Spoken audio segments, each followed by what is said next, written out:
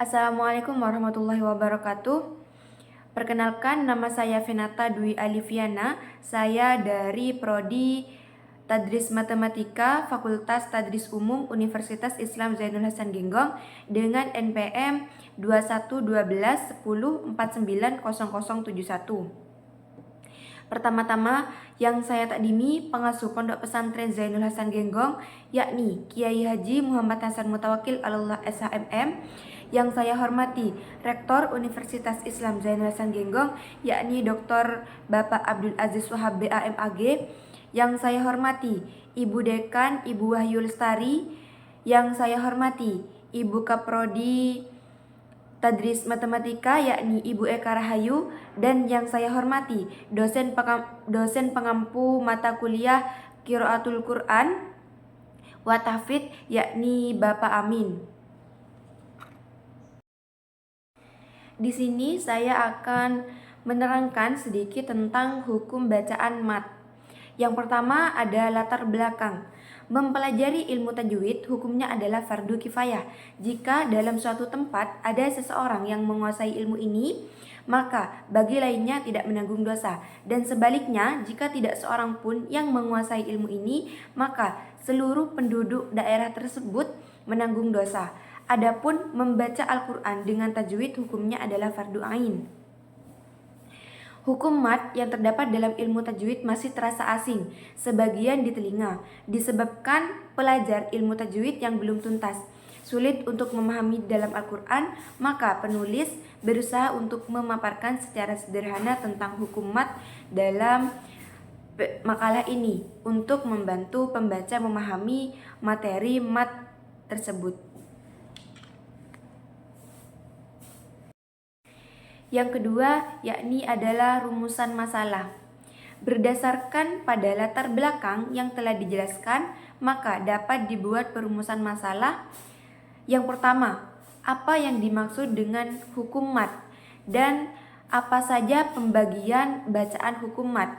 Yang kedua, apa saja ciri-ciri dan cara baca hukum mat dan apa saja contoh bacaan di dalam Al-Quran yang terdapat hukum bacaan mat.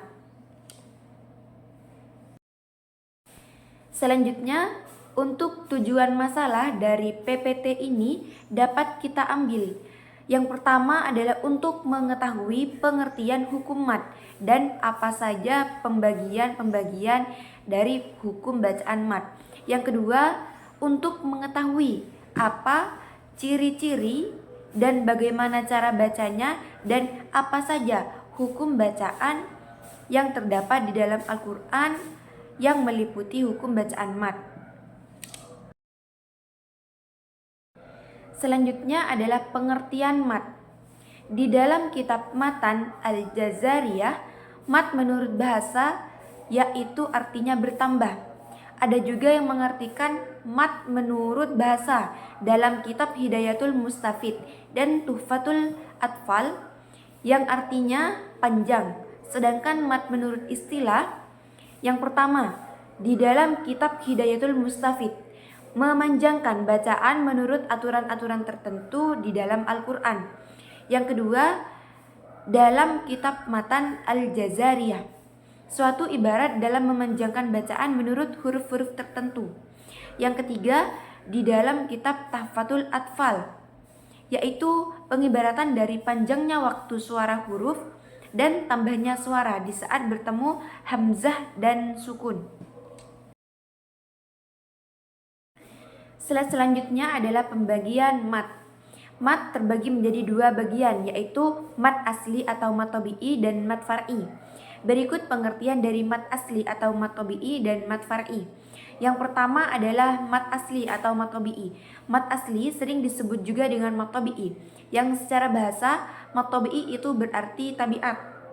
Di dalam istilah, mat tabi'i berdasarkan dalam kitab Hidayatul Mustafid dan kitab Nihayatul Qaulil Mufid. Yang pertama yaitu menurut kitab Fathul Aqfal, mat asli yaitu mat yang tidak membutuhkan sebab hamzah atau sukun. Yang kedua yaitu menurut kitab Hidayatul Mustafid, mat asli yaitu mat tabi'i yang tidak bisa berdiri kecuali dengan huruf mat itu sendiri. Huruf mat asli ada 3, yaitu alif, waw, dan ya. Dengan syarat alif sukun sebelumnya ada huruf berharokat fathah, waw sukun sebelumnya ada huruf berharokat dhammah, dan ya sukun sebelumnya ada huruf berharokat kasroh, sebagaimana dijelaskan dalam Nazam Tahfatul Atfal, yaitu huruf-huruf mat asli itu ada 3 yang terkumpul dalam lafadz wa ayyin, seperti dalam kata nuhiha. Syaratnya ialah kasroh sebelum ya, dhammah sebelum waw, dan fathah sebelum alif. Selanjutnya adalah pembagian mat yang kedua, yaitu adalah mat far'i. Artinya adalah panjang. Far'i secara bahasa berasal dari kata far'un yang artinya cabang. Sedangkan secara istilah menurut kitab Fathul Aqfal, mat far'i yaitu mat yang merupakan hukum tambahan dari mat asli sebagaimana hukum asalnya, yang disebabkan oleh hamzah atau sukun. Dari keterangan di atas jelas bahwa mat far'i ialah mat tambahan dari hukum asalnya atau mat asli yang terkena sebab-sebab tertentu sehingga menjadi mat far'i.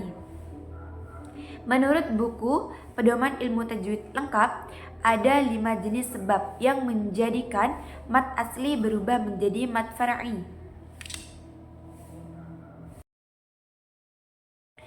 Selanjutnya, dari PPT tersebut dapat kita simpulkan sebagai berikut. Dari pembahasan di atas dapat diambil kesimpulan, yaitu mat adalah ilmu mengenai ukuran panjang suatu huruf dalam membaca Al-Quran. Mat terbagi menjadi 2, yaitu mat asli atau mat tabi'i, tidak butuh sebab. Yang kedua adalah mat far'i, butuh sebab, di mana mat far'i terbagi menjadi beberapa golongan. Ada yang panjangnya 1 alif atau 2 harkat, yaitu mat badal, mat iwad, dan mat silah qasirah. Mat tamkin, ada yang panjangnya 1-3 alif, yaitu mat wajib mutasil, mat jais munfasil, mat arid lisukun, mat silah tawilah. Ada juga yang panjangnya 3 alif, yaitu mat lazim kilmi mutsaqal, mat lazim kalimi mukhaffaf, mat lazim harfi mutsaqal, mat lazim kalimi mukhaffaf, dan mat far'i. Namun ada juga bacaan yang tidak dibaca mat meski memenuhi syarat mat. Bacaan ini biasa disebut dengan sifir yang terbagi menjadi 2, mustadir atau mustakhil. Baik, sekian PPT yang dapat saya jabarkan sekilas dan kesimpulan, semoga dapat dipahami oleh teman-teman yang mendengarkan. Sekian dari saya, kurang lebihnya mohon maaf. Wassalamualaikum warahmatullahi wabarakatuh.